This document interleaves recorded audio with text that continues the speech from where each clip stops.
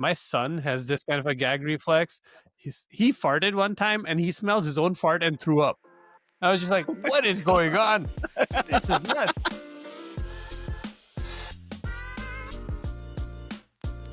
Hello, everyone. Welcome to Nonsense. I'm your host, Ahmed. I'm really excited for today's show, and I'm joined by my favorite co-hosts, Sajid and Emad, also known as Twiddledee and Twiddledum. As you know about Nonsense, it's a place for dads to be dads. We bring a South Asian flavor on things, and we try to make each other laugh, but sometimes we kind of suck at it. But anyway, follow along and stumble through. So for today, I want to talk about the joy of raising kids. I know we've typically used this show as a way to channel our frustrations, our anger, our sort of, all the in-between moments that sort of leave things less than desirable. But I want to talk about the joy of raising kids. Some of the small moments, the big lessons, the sort of chaos that makes it all worth it. And the overall arching question being, when does having kids stop feeling like an actual responsibility, and when does it feel like joy? I have a question for you guys. When did you know you wanted to be a dad? Oof, that's a good question. I think it was for me when my wife said we should have kids. I was like, oh yeah, let's go. Not a single independent thought. I love it. I love this.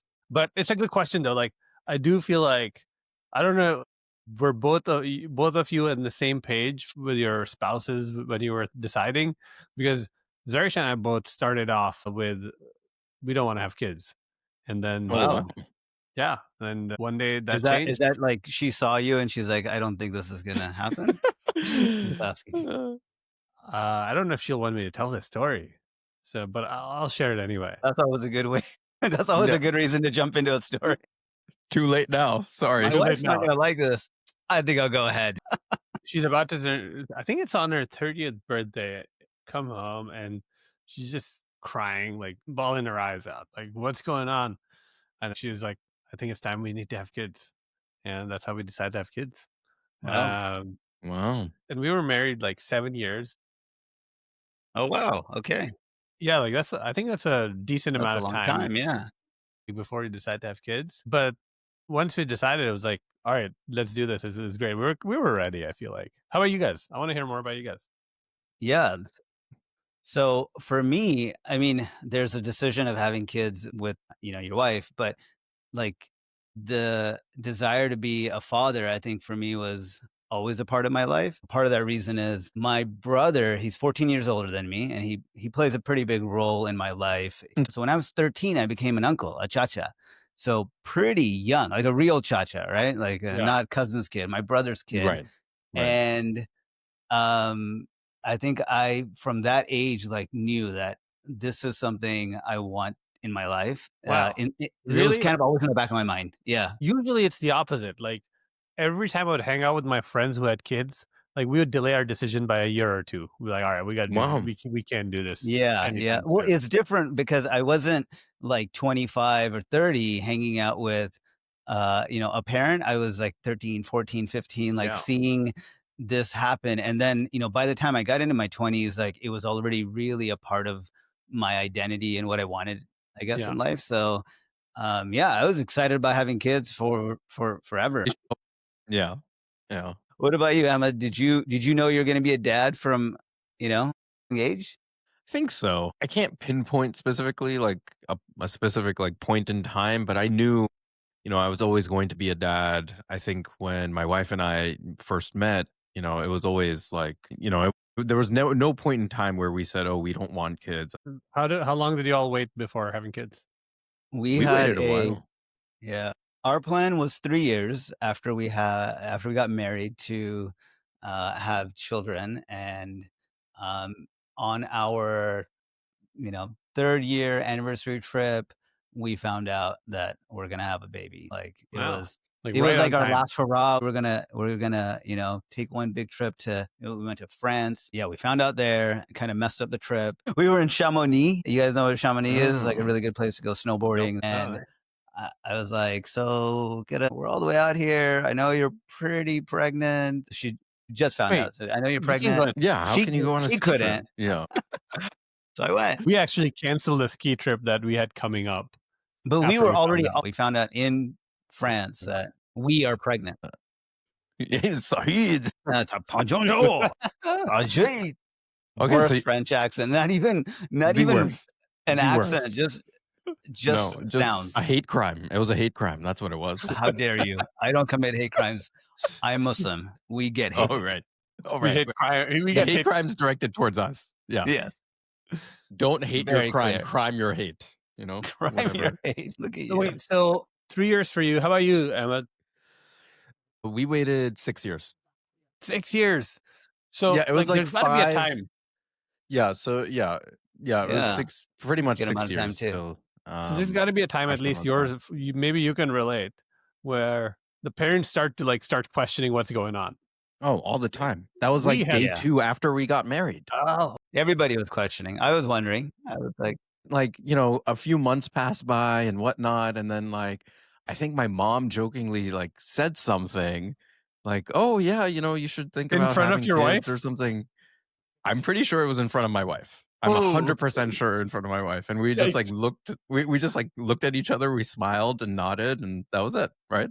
Um, but then after a while, like then we started like my nanny and like other like extended families started talking to my parents like "Unki यहाँ बच्चा नहीं हुआ?" Like what does that mean? Like कोई problem तो नहीं है? Like all this stuff, like the dubious kind of problem definitely. बहुत problem है. बहुत problem hai. But like Mental And problem. it's definitely the Larka.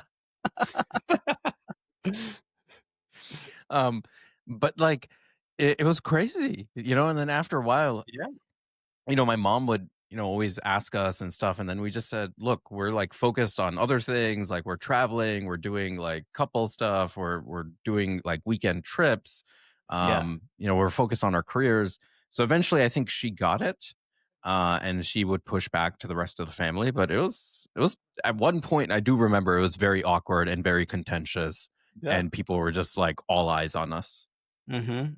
Yeah, I think Desi families will leave no chance that if they have an opportunity to like nudge you, they'll take They're it. coming They're at like, you. hey, They're coming at you. yeah. Professional nitpicking, right? I think I heard that from like a famous person once, that Desis are professional nitpickers. I mean, I don't know Yeah. if this is nitpicking. This is like, it was straight up like, let us tell Getting you in your how you should business. live your life. Yeah. Getting in your business straight up. It sounds like for everyone, obviously emotions involved in conceiving kids, having kids, but Yeah. at what point does it change from going like this existential dread to like joy? Yeah.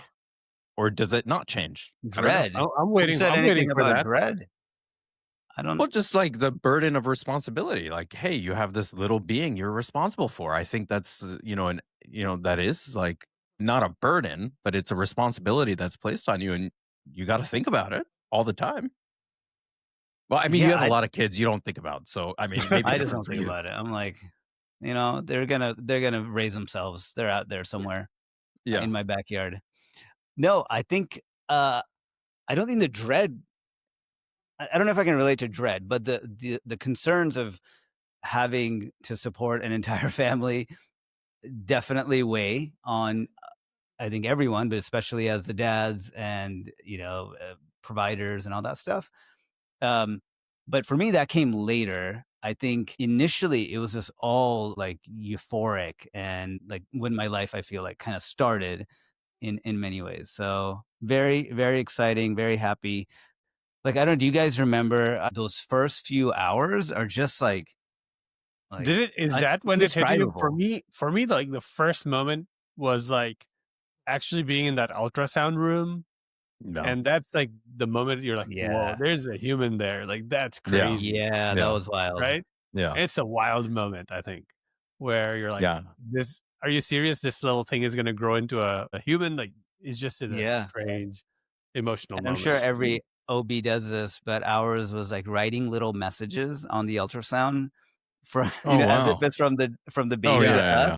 And it was just Yeah. like so like, I don't know, it just like got me. And it was for my second child, we decided that we wouldn't figure out, if it was a boy or girl in front of the doctor. We had this envelope that we took home, and Mm.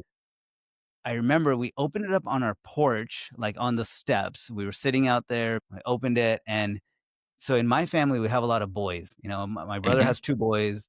I have a lot of other cousins, two boys, two boys, two boys. So in my mind is like, I'm probably gonna have two boys, and then I saw that I'm having a girl, and I was like over the moon, like, oh my God, like I'm like the first one in like three generations in our family to have like a Yeah. girl. So super, super like over the moon excited when I found that out. I remember that feeling of the second one because like you're like, all right, I have a boy already. Nice if it's a girl, but I don't really care. Then you get, oh, it's a girl. I'm like, oh, mission accomplished. We're Yeah, done. Let's go. I kind of did care. So okay, so talk to me about now. Like, okay, your kids are born. You're going through, the grunt work of making sure that their physical needs are met, right? And especially in the early days. At what point, like, did you take joy in that? Did you take pride in that? When did that turn into joy? Talk to me. Imad, do you want to take this first? I mean, I think the first thing that nobody ever tells you is when the babies first come out. I haven't seen any baby yet that like is like newly born that doesn't look like an alien. You're like, whoa, Yeah. Yeah. this kid looks very strange. Hopefully it doesn't stay this way.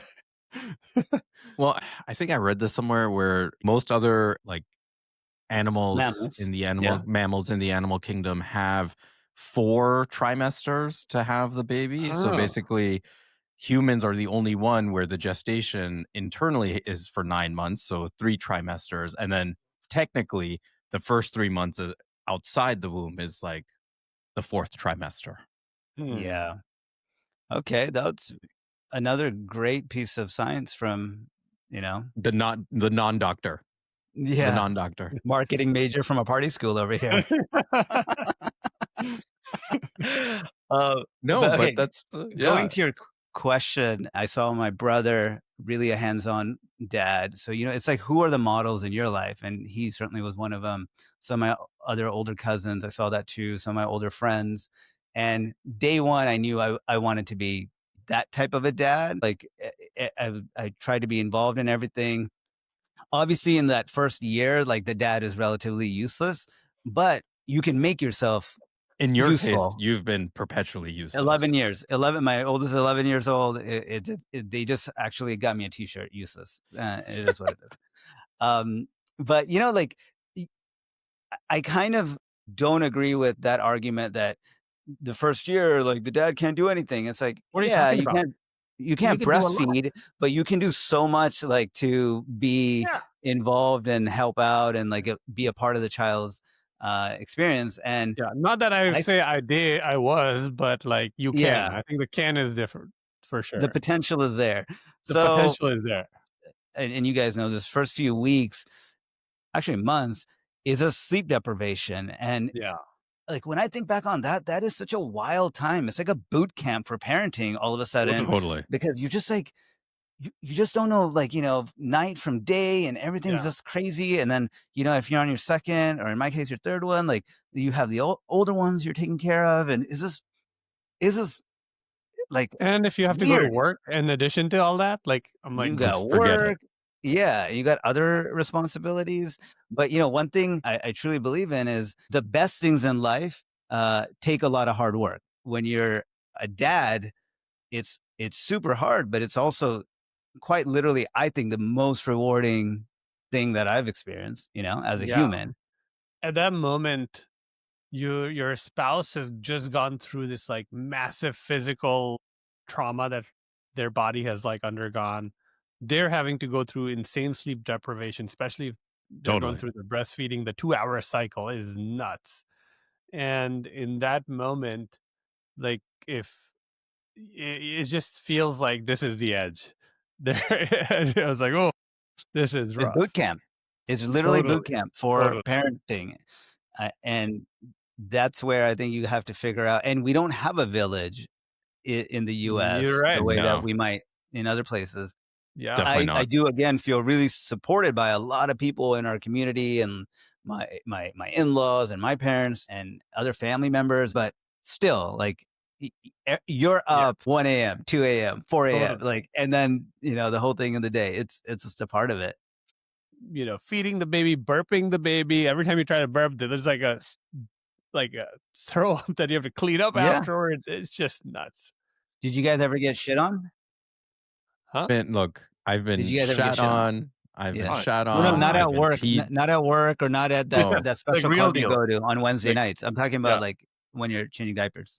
yeah. like makes me remember, every now and then I'll like meet these young kids who are like, yeah, I don't have a baby, but I have a pet cat. I'm like, dude, you have no idea what you're talking. Get out of here. No Get idea. Get the out of F here. out of here. When I hear I have Get out of here. I'm a dog dad. Yeah. I'm like, what? On That's this my note, get so- off my lawn. Don't give me Okay. that shit. So Give on me this note, I just learned that it's inappropriate to call like pet owners a pet owner. It is more appropriate to call them pet parents. No, that's some bullshit Melrose Yeah. stuff. Where is it? Where are they saying that?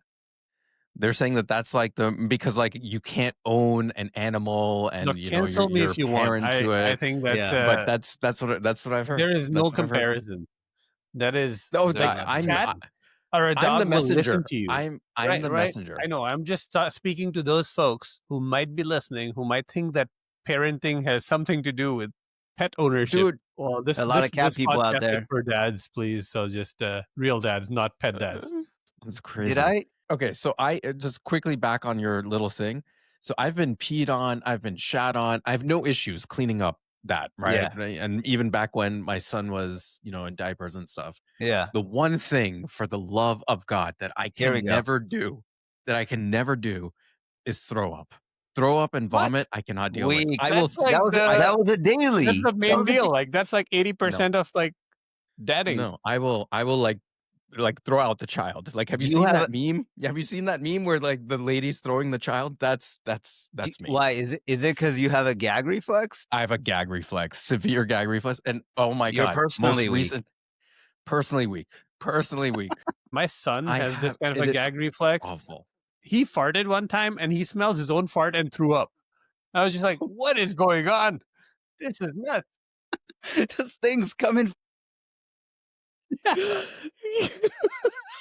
Okay. Bad. Poor kid. I don't even know how to respond to that. That's just so.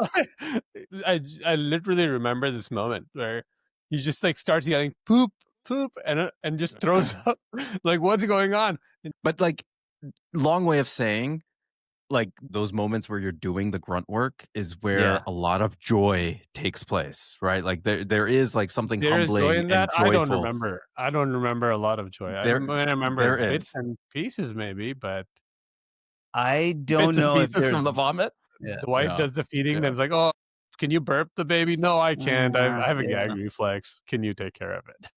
No, spit up was fine. But vomit, no, not doing that.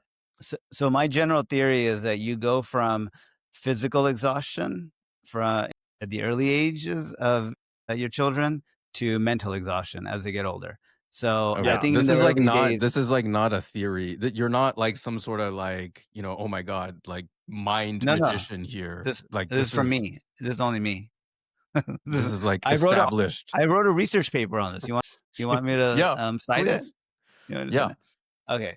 I can say the other thing. I didn't find joy in those like physical, hard, laborious things, but I think there's like a sense of satisfaction that came out of it. And maybe that's what you're getting at, Emma, or maybe you actually enjoyed poop.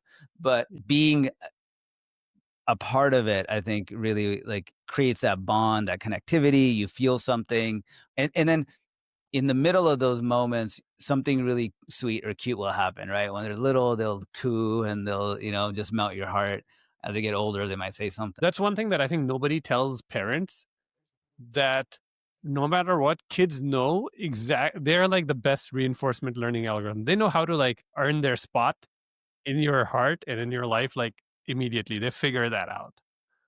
Yeah. They wedge themselves in. They really, exactly. And you think about that a lot when you're having your second child, or in my case, my third. Like, how I am like at capacity with love right now Yeah, with this one, the first one, but then the second one comes and wedged in. Third, yeah. third one wedged in, and it's crazy. But Okay. so, I mean, when you become a parent, I think it really occurs to you that, like, essentially this new little being are like a piece of your heart outside of yourself, right? And like you are constantly trying to um connect with that heart, or like, nurture it, and as they get older, like Protect it. Yeah, for sure. protect it. It just like hits in a way that's It so hits, wild. and it was one other emotion I felt at that time is I've had some new found appreciation for my parents because all of Hmm. a sudden I could Hmm. like relate to how they must feel, Yeah, right, towards Yeah. us, exactly. even though we're older. But Exactly. like It's the way you feel about your kid might never change. That's what they say, right? Is when you become a parent is the first time you can really appreciate Yeah, what your parents did for you. when my son was born, I was just like, oh shit, this is what it yeah, means to be a parent. Now I get why my parents were a certain way or why my parents did things totally, a certain way. It all started to make sense. So I had newfound like respect, yep, appreciation, gratitude, all of that stuff for them. Sort of all within like a few months of my son being totally. born. I think about my whole childhood differently because now I have Yeah. children. I'm like, whoa, I can see what kind of childhood my parents gave me, and I really appreciate it. I had like no barometer to compare it to before, you know? Yeah. Yeah, totally. So, okay, what about now that your kid is in full bloom? It's sort of at times it's kind of weird because you're watching mini you, but also not a mini you. So scary, man. Like my first kid, a replica of my wife. So I'm like, oh, this is great. Like all the great qualities, very like emotionally aware kid. Second kid is my replica and scary. Like I'm like this, and she has no like emotion, like, or maybe she's either not emotionally aware. She's like, or just a psychopath is sometimes what I'm like. She's like talking about my parents. She's like, oh yeah, like we were talking about what future might be like, and she's like, yeah, and she's like, grandparents are gonna be dead, right? And like she doesn't even like skip a beat. I'm like, no, like you can't say that. Like take it easy. When did you first notice that personality, like of hers or even your first kid? I think it's pretty early. I don't know. I want to hear you guys. Like, Emma, what's your Yeah. experience been like? So I think I saw my son's personality very early. He was yeah, always sort of a jokester, like he would always laugh. Like he would do something that he thought was funny and expect a reaction from us, and generally it was laughter. Um, and he's sort of maintained that now. Now he's just so sarcastic, and I'm like, you're only 8. You shouldn't be this sarcastic, but I guess the apple doesn't fall far from the tree. But it's kind of cool. I think it gives insight to like what your parents experienced in some ways when they were raising you. So how yeah. does that like feel in terms of protecting them from certain missteps that you might have taken? It's hard because like, as a Desi, you are accustomed to nitpicking and you're it's a careful dance. You don't want to nitpick too much because that's their way of learning and that's their way of like seeing the world and experiencing it for the first time. And that's what I constantly try to tell myself is like, okay, he's just going through this for the first time. And if I nitpick, it creates a negative image and a negative experience for him that he may carry for forever. I think it's just try to go where he's going and course correct as it happens. Yeah. Or let them make mistakes too, I guess, right? Yeah. Yeah, exactly. That's Yeah. so scary, right? Like, because for example, I like for the longest time, I was like, it's cool. I'm a rebel kind of a guy. I don't need to like follow the rules. And now like that my daughter is doing the same thing to me. I'm like, oh, geez, this hurt. This is so painful. Give you guys a Yeah. story. So a few days ago, where she's like just yelling the word fire, fire, and like just bothering uh the older one. And eventually my wife shows up and is like, hey, here's an ultimatum. You say it one more time, you're going to be grounded and I hear the word fire one more time. You're not only grounded, no more TV time for you, blah, blah, blah. And she's like, you could see her like seething, and she goes like, fire. You're like, what? Like, Whoa. She did how it. Wow. did you even and then like She did it. she did it. Like she's like, I will cross the line, no problem. Yeah. No. So problematic. It's like So extra problematic. punch because it's an F word. Yeah. Like Yeah. you really So hear it. problematic. So okay, so Imad, how do you let go of like course correcting and controlling that in the moment, and or just like enjoying the difference and accepting There's the no difference? enjoying that difference. I'm like, what am I gonna do? This is gonna be trouble. I so I've come to like this realization is that if you want like good disciplined kids, you kind of Yeah. have to be a jerk to them Yeah, every Like, so you often. can't be like just roll over and like give them what they want. Like, Yeah, no way. you can't be steamrolled. Yeah. Yeah, you just got to be a jerk. Just got to be a jerk. I mean, I don't know if it's being a jerk as much as just being a parent. You can't just expect to be their friend all the time, and you just have to balance. You have to be objective, I think, is what it is. And sometimes it's like Yeah. being a coach. Sometimes you have to be hard, and sometimes you don't. Well, that's the best when you have a tough moment, but then you can laugh about it later, Yeah. especially Yeah. with your wife. Those are like Yeah. okay, those are the best. When do you let go of that control? When do you like enjoy the, sort of the moment? My daughter, the second one, is like really earnest and has emotions kind of on her sleeve. So the Hmm. high moments are really high and the lows are, we got to like kind of sit down and really work through them with her. You kind of have to code switch so fast between each kid Yeah. to figure out, what's going to resonate at their frequency at any given time, because the thing that we do with our first child doesn't work with our second, won't work with our third. So I think that is probably the hardest part for me, is to make sure I'm always like responding to each child based on where they are, rather than trying to, force this like one size fits all, because it just doesn't work. One of the things that we have gleaned a lot from is this book called Siblings Without Rivalry. And it Mhm. talks about, how to like manage rivalries, and a lot of it comes down to having that interpersonal connection and time spent with each kid one-on-one. Independently. Yeah. Yeah, like Imad, how do you guys think about that in terms of We really like that book as well. And what we've tried to do is where each parent does some time independently. And I think those are the moments that we've found to be like the best moments. So like I Mhm. remember taking our older son kayaking, just him and I. So fun, right? Like the best day of his life. Similarly, like just spending the day with my younger one, and she's like has this favorite park. She's like, "Hey, can we go to our favorite park and yeah, just go spend?" And she just loves it, right? So, yeah, but one thing that I do remember, and I feel like this is going to go away, and I don't know if you guys do this, pretend play with the kids, love where it. It's that's Yes. so fun. And I have one rule for my kids. If we're going to do pretend play, they can't call me Baba. They have to call me by my first name. And it Oh just makes it wow. Okay. Okay. hilarious. It just makes it so That's hilarious funny. because That's they're a That's little cool. awkward. They're awesome. like, should I really do this or Is not? this, yeah. And then mom walks in and they're like, They're like, what no is way. Yeah. And Yeah. then like the stuff they come up with, like The when world building is world building, yeah, amazing. like they're playing Storytelling. like, hey, like, they're playing pretending that this was a boat we were on, and I'm like, hey, like what is this? He's like, oh, this is our ship. I'm like, what's the name of the ship? And the name he came up was like membership. I'm like, whoa, where is this going? This is like a Yeah. dad joke, or what is happening? Amazon, kids of Amazon.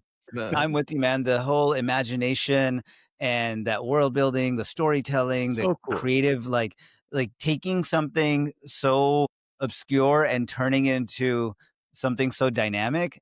I hope they hold on to that, some part of Totally. that forever. It's hard. Like you want to live in the moment and you want to enjoy the moment, but then obviously as your kids age, you think back to these moments and you can only, you start losing some of the memories, right? Like you're like, oh yeah, that happened, or it just gets fuzzy. How do you Yeah. like? How do you retain to I think about this often. There's big pockets where I just can't remember it, or a picture will show up and I'll be like, "Oh man, this was so much fun. We were so invested in this and spent Right. so much time on this, and like I almost Yeah. have no memory of this anymore." It's like one of those things where the accumulation of this stuff is what life is. And it's okay that I remember some stuff that I don't remember. We have pictures, but every moment doesn't have to be captured. It's like the connection that you build with your kids. That's Yeah. like the thing, like you don't But don't remember you feel like what's happening now with us is this is what's the convinced me why phone. people have more kids. They have pictures of their kids as they're growing up, but the pictures are only of the happy moments. So you forget about those like crazy nights Tough and all that. moments. Yeah. You're like looking through pictures. Oh, they were so cute, and then like, oh, Yeah. let's have Yeah. one more. No, that's for sure a thing. For sure. Yeah. I do remember taking pictures of the crying moments too, a little bit here and there, Yeah, kind I of have for some that reason. Like, tantrum. yeah, let's document some of the tougher moments as well. Yeah, But I think the hard part related to this is overdoing it on the cameras, like Yeah. seeing Yeah. everything through the lens versus just living in the moment. Because are you really going to go back and see, millions of pictures at some point? we Not do, really, right? we do. I mean, You my do? That's wife so Really? good. did. I mean, my wife's really good at that, and like she'll randomly send me some older ones. And I'm like, oh man, I can't believe That's that so good. happened. That was such a good Yeah. moment. So Yeah. Like the Google memories all come up, like that type of thing? no, like literally, Where you like she will sit down and just be Oh, like, wow. let's go through old photos. Oh, wow. Oh, that's Okay. Yeah, cool. That's That's cool. cool. yeah, Yeah, I think pictures is one way. I think like being present and just enjoying kind of what you're saying, Sajid, like enjoying the moment for what it is, the time you're in, the space you're in. I think like the other thing, like I've like stopped like in the beginning. So I coach my son's basketball team. In the beginning, when I was going as a fan before I was coaching, I would try to record the games and take pictures and stuff like that. And what you realize is like instead of your view being this, it just Yeah. becomes this out of like That a yeah. phone. And it kind of sucks, right? Because like Yeah, you're almost kinda taking sucks, it yeah. in as like a third person or like a Yeah, fourth person sounds narrator like you're gonna do view. a plug for the Apple Vision Pro or something like there you that. go. Yeah, yeah. Well, there was that sad ad when they launched Yeah, on the of the Vision Pro. birthday. The Oh, birthday, right? They're Dude, it's so celebrating the scary. birthday, and the dad has the Vision Pro on, and he's taking a picture. I'm like, this is the saddest, no. most This is like dystopian a thing Black ever. Mirror episode, right? It felt So like an bad, episode of Black Mirror. so Oof. bad. Nope. But I've been actively trying to not document things for the purposes of just trying to enjoy them more, trying to be, in the moment more. I think I can do better about, being in the moment. I think even worse than that is, like, being on your phone around your child, Yeah, and that's a that foul. that's It's a so foul, but hard. it is so hard. Yeah, And so, talk about being in the moment. Sometimes I remember, even now, but especially when my kids were really young, I would be on the phone just kinda waiting for, let's say this one-year-old to fall asleep while he or she is in my arms, just like waiting, because I'm, like, distracted by something on my phone, and I'm thinking, "Okay, as soon as they fall asleep, I'm gonna go do this thing." And I would have to, and I wasn't very good at it, but, I would try to check myself and be like, "No, no, this is it. Like, this is the thing. Like, this is what life is Yeah. about right here. Like, why am I so obsessed with this device?" Which, like, in the most optimal scenario, it's something important at work, but more than likely it's some garbage online, right? Like, yeah, I it's so agree with useless, that. whatever I'm looking at. I feel like once our second kid was like about maybe around 2 years old, when she could like actually make good sentences and talk, we started doing this thing called the gratitude journal, where every night each kid we would ask like, hey, what are three things you're grateful for today? Mm, What was tough about today? How did it make you feel? How are you feeling now? Like literally those five questions. And man, that changed our world, because every night doing that is Yeah, just it just got us such a deeper conversation going with I love them. that. Yeah, that's And good. I Mm. love that. Yeah, we don't do a great job, again, documenting it, but we do similar stuff. And I don't know if you guys heard about this MIT study that came out recently where it said that most bedtime routines, good parents bedtime routines is to read some books and spend time and, stuff like that. But it's even better if you can to just talk to your kids and Yeah. Mhm. in particular talk through like emotions or talk through how you handle situations.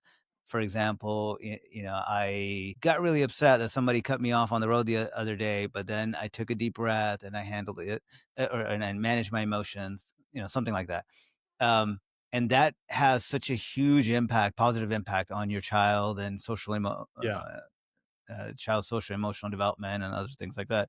I think what you're doing, Imad, is like right in that, you know, right in that wheelhouse of like having a conversation with your child.